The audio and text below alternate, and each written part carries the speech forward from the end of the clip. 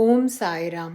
1925ஆம் ஆண்டு செப்டம்பரில் நரசிம்ம ஐயர் தனது சொத்துக்களை எல்லாம் குழந்தைகளுக்கு பிரித்து அளித்துவிட்டார். அவர் தன்னுடைய குடும்ப உறவுகளை எல்லாம் அறுத்து கொண்டு சேலத்தை விட்டு புறப்பட்டார். இறுதியாக பறவை கூண்டை விட்டு பறந்தது. இந்த சுதந்திரம் நரசிம்ம ஐயருக்கு மிகவும் இனிமையாக இருந்தது. இத்தகைய ஒரு ஆன்மாவை பந்த பாசங்களால் நீண்ட காலம் கட்டி போட இயலாது. அவரிடம் ஒரு பைசா கூட பணமில்லாத பொழுதும் அவர் அதற்காக வருந்தவில்லை.